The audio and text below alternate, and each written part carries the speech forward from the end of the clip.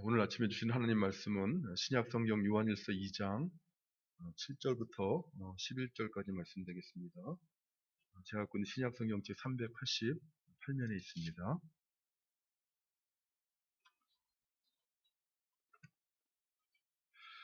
오늘 본문 말씀 요한일서 2장 7절부터 11절까지 찾으신 줄 알고 공독해 드립니다. 사랑하는 자들아, 내가 새 계명을 너에게 쓴 것이 아니라 너희가 처음부터 가진 옛 계명이니 이 옛 계명은 너희가 들은 바 말씀이거니와 다시 내가 너희에게 새 계명을 쓰노니 그에게와 너희에게도 참된 것이라. 이는 어둠이 지나가고 참빛이 벌써 비침이니라. 빛 가운데 있다 하면서도 그 형제를 미워하는 자는 지금까지 어둠에 있는 자요, 그의 형제를 사랑하는 자는 빛 가운데 거하여 자기 속에 거리낌이 없으나 그의 형제를 미워하는 자는 어둠에 있고 또 어둠에 행하며 갈 곳을 알지 못하나니 이는 그 어둠이 그의 눈을 멀게 하였습니다. 아멘. 지난주에 우리는 그의 계명을 지킨다는 말씀의 의미를 살펴보았습니다. 요한일서 2장 3절부터 5절까지 말씀을 반복하고 있는 그의 계명을 지킨다는 이 말씀은 항목으로서의 계명을 지킨다는 의미가 아니라 계명을 주신 정신 또는 그 계명을 주신 의도와 관련돼서 계명을 지킨다라는 의미입니다. 이것을 이해하고 신앙생활하는 것은 매우 중요합니다. 사실 적지 않은 성도들이 이걸 이해하지 못하기 때문에 율법주의적인 신앙생활하는 경우를 보게 되는 것입니다. 예수님이 오시기 전까지 구약 이스라엘의 역사는 이스라엘 백성들이 이것을 이해하지 못하였다는 것을 보여주고 있으며, 그들의 역사는 이것을 이해하지 못한 결과 초래된 매우 왜곡된 신앙생활의 역사가 바로 구약 이스라엘의 역사였다는 것을 알 수가 있습니다. 이 왜곡된 신앙생활의 역사는 출애굽기 19장에 이스라엘 백성들이 율법을 받는 것으로부터 시작됩니다. 애굽에서 종살이하며 신음하던 이스라엘 백성들을 구원하신 하나님은 그 백성들, 애굽에서 나온 백성들을 약속의 땅인 가나안 땅으로 바로 인도하지 않으시고 오히려 가나안 땅과는 반대 방향에 있는 동남쪽에 있는 시내산으로 인도하셨습니다. 이스라엘 백성들을 시내산 아래에 인도하사 그 아래에 장막을 치게 하시고 그리고 모세를 시내산으로 올라오게 하십니다. 하나님께서는 시내산에 올라온 모세에게 하나님 말씀, 율법의 계명의 말씀을 그에게 전하셨고, 이 계명의 율법의 계명을 받은 모세는 이 시내산 안으로 내려와서 이스라엘 백성들에게 십계명을 비롯해서 여호와 하나님께서 명령하신 율법의 말씀을 다 알리었습니다. 그러자 이스라엘 백성들이, 시내산 안에 있던 백성들이 일제히 응답하여 이르기를, 뭐라고 대답합니까? 여호와께서 명령하신 대로 우리가 다 행하리이다 라고 대답을 합니다. 이때 여호와께서 명령하신 대로 우리가 다 행한다는 이 말은 그 모세를 통해 전해진 그 항목으로서 율법을 다 지키겠다라고 대답을 한 것이죠. 그러나 그들은 십계명을 받으러, 돌판에 쓰인 십계명을 하나님께 받으러 시내산으로 올라간 모세가 40일이 되도록 내려오지 않자 어떻게 합니까? 그 시내산 아래에서 금송아지를 만들어서 그것을 여호와 하나님이라 하면서 숨기는 우상 숭배의 행위를 하고 맙니다. 다시 말하면 10계명 중에서 1계명과 2계명을, 가장 앞에 있는 2계명을 가장 먼저 깨뜨리고 마는 것이죠. 여호와께서 명령하신 대로 우리가 다 행하리이다 라고 대답해 놓고 여호와께서 명령하신 대로 우리가 행할 수 없다는 것을 바로 즉각적으로 스스로 증명하고 만 것이죠. 근데 이스라엘 백성에게 이 율법의 계명을 주신 하나님은 이스라엘이 이 계명의 율법을, 항목으로서의 율법을 온전히 지키지 못할 것을 아셨겠습니까? 아니면 모르셨겠습니까? 당연히 하나님은 아셨겠죠. 전지전능하신 하나님이시니 계명의 율법을 주면 그들이 지키지 못할 것을 아셨습니다. 그런데도 왜 그들이 지킬지 못할 것을 아시면서도 율법의 계명을 주신 것입니까? 그것은 그들로 하여금 그들의 지혜와 능력으로 지키라고 주신 것이 아닙니다.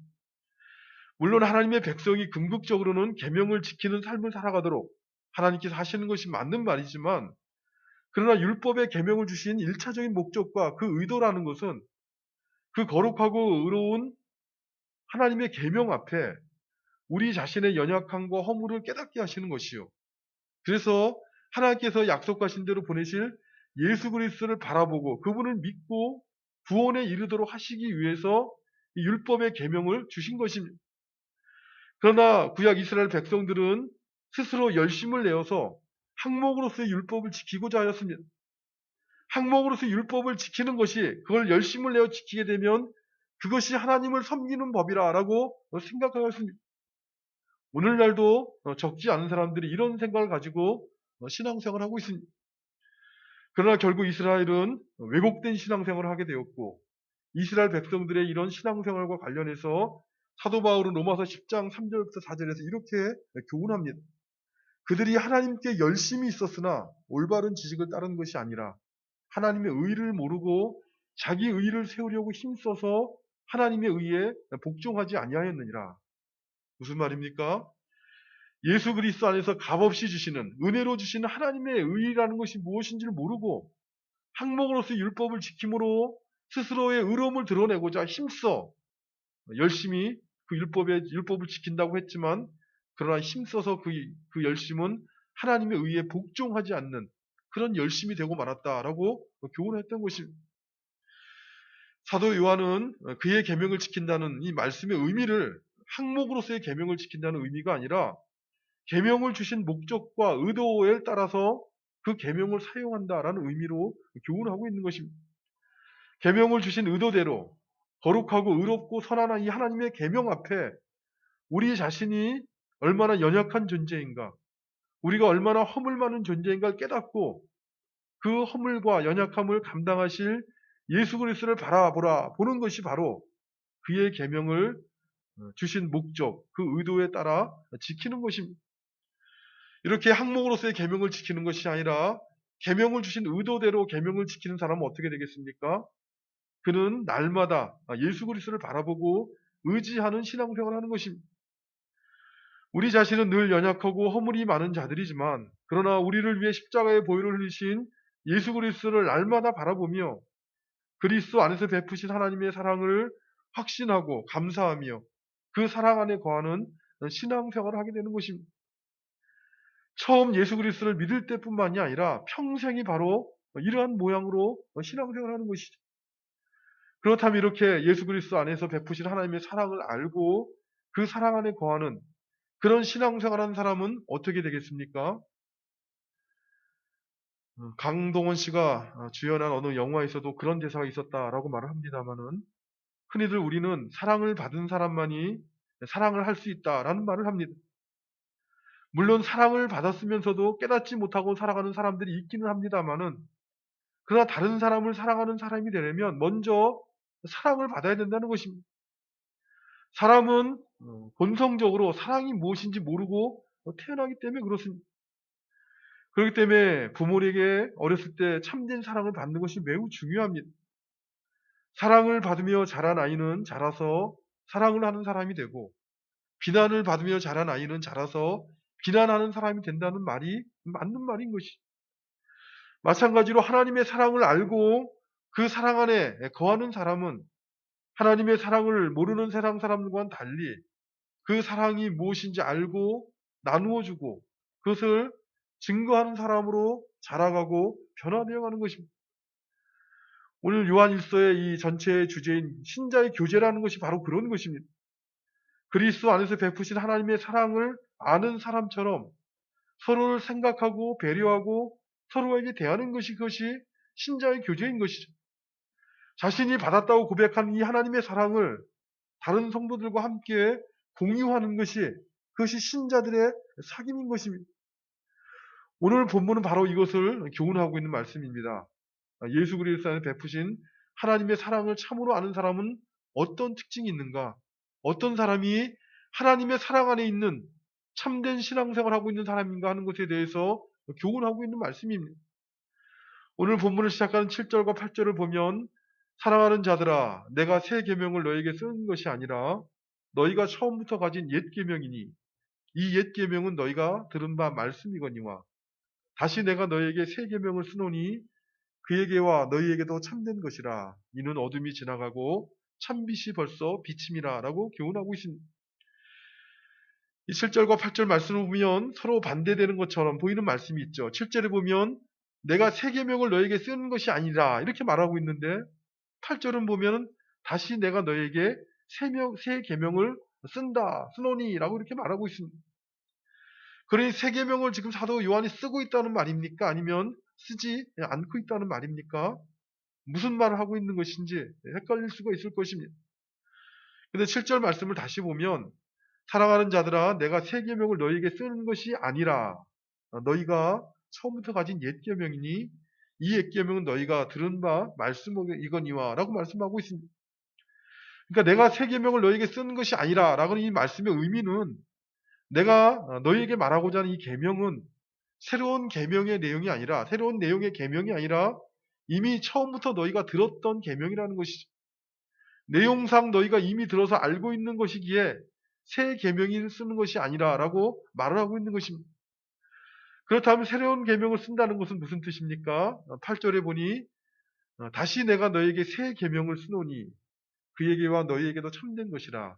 이는 어둠이 지나가고 참빛이 벌써 비침이라 라고 교훈하고 있습니다. 이 새 계명을 쓴다는 새로운 계명을 쓴다는 이 말씀은 내용상 새로운 걸 쓴다는 것이 아니라 그 계명의 본질에 대한 이해가 달라졌다는 것을 의미하는 것이죠. 마치 어둠 속에서 무언가를 이해하던 사람이 빛이 비추어지게 되면 어떻게 됩니까? 동일한 사물일지라도 어둠 속에서 이해하던 것과는 다른 참된 이해를 가지게 되는 것이죠.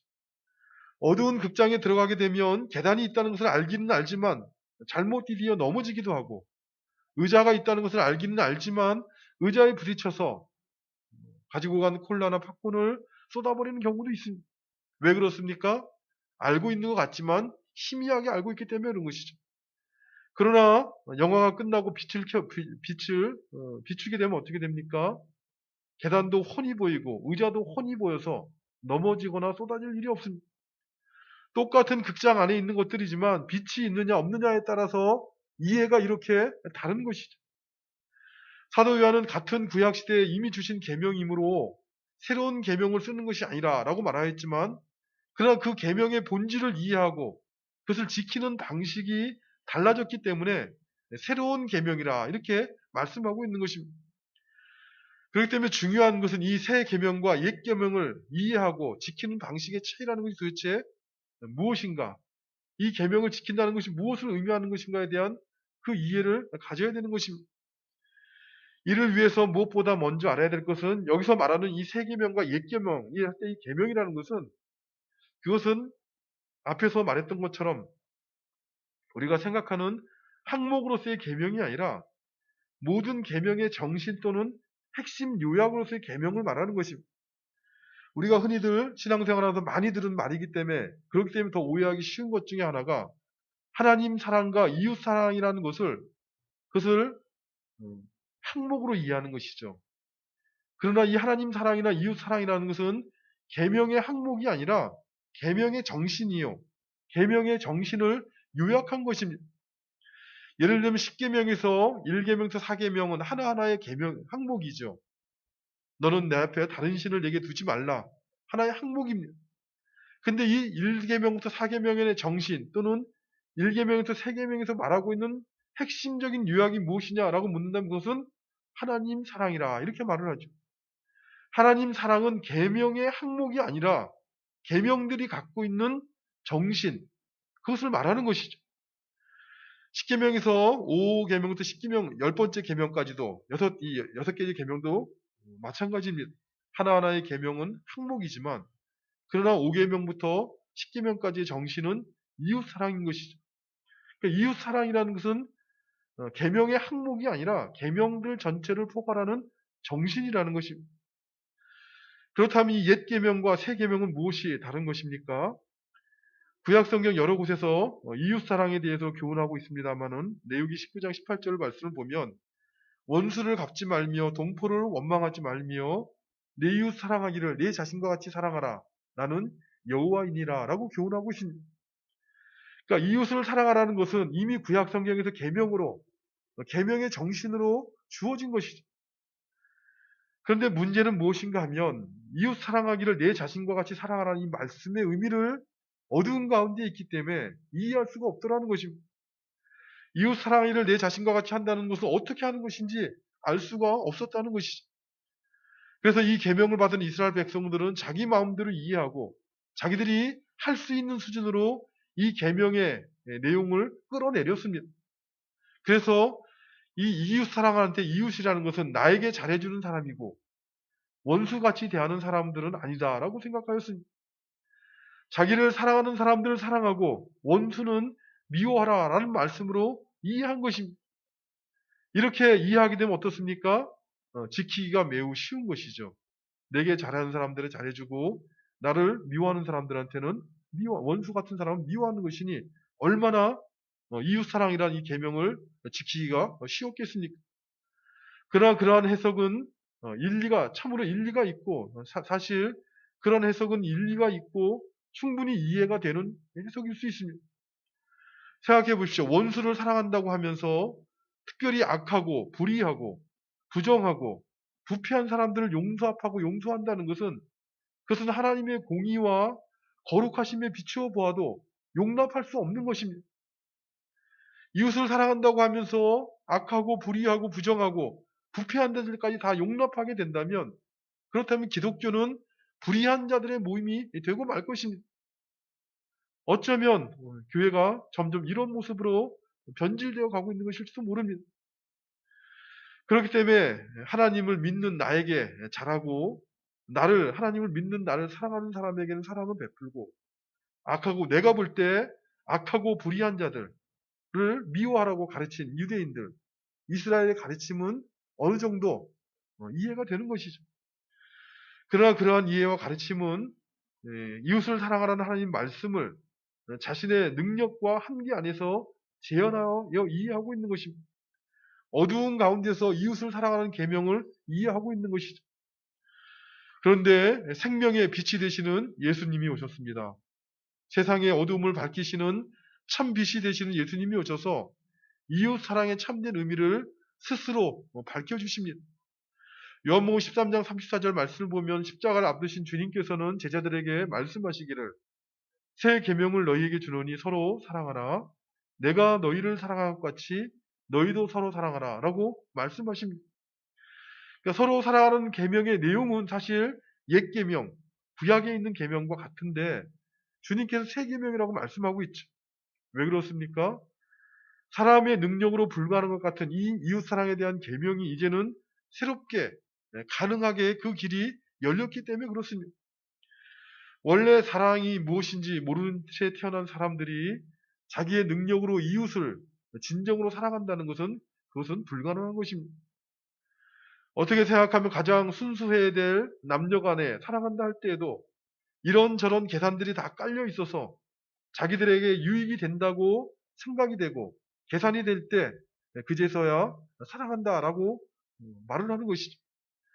가장 정직해야 될 부모와 자녀의 관계에 있어서 이런저런 계산이 끼어들어서 사랑을 한다고는 하지만 희생할 줄 모르고 그저 이익을 보아야 사랑한다고 생각하는 것이 사람들의 사랑에 대한 실상인 것입니다. 그러니 다른 관계는 더 말할 필요도 없습니다. 아무리 사랑한다 말할지라도 그것은 눈 감고 아웅하는 것과 마찬가지입니다. 그런데 이웃에 대한 진정한 사랑, 참된 사랑이 가능하게 되었습니다. 어떻게 해요? 예수 그리스도로 말미암아 가능하게 되었다는 것입니다. 예수님께서는 이웃을 사랑한다는 것이 무엇인지를 친히 십자가에서 보여주시고 실제로 그 사랑을 그리스도 예수 안에서 택함을 받은 우리들에게 신자들에게 나누어 주셨습니다. 자신의 죄를 자백하고 주를 의지하는 자들의 모든 죄를 사하시고 깨끗하게 하시고 하늘의 유업을 상속받을 하나님의 자녀로 삼아 주셨습니다. 그리고 말씀하시기를 내가 사랑한 것 같이 너희도 서로 사랑하라 라고 말씀하셨습니다. 누구에게 말씀하신 것입니까?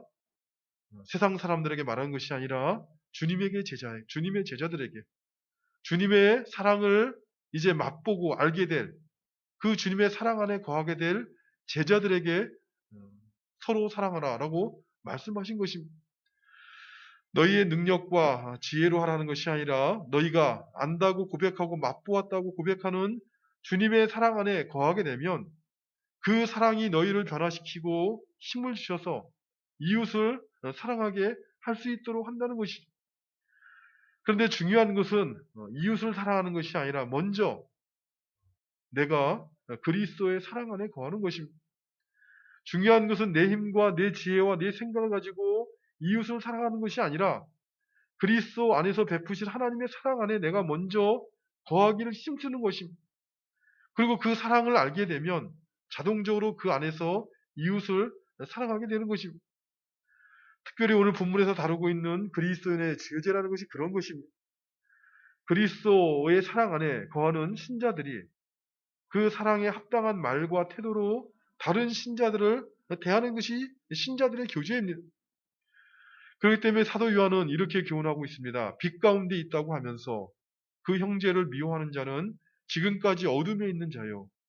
그 형제를 사랑하는 자는 빛 가운데 거하며 자기 속에 거리낌이 없으나 그 형제를 미워하는 자는 어둠에 있고 또 어둠에 행하며 갈 곳을 알지 못하나니 이는 그 어둠이 그의 눈을 멀게 하였습니다. 여기서 형제는 누구를 말하는 것입니까? 물론 교회에 나오지 않는, 신앙생활하지 않는 불신자를 의미하는 말은 결코 아닙니다.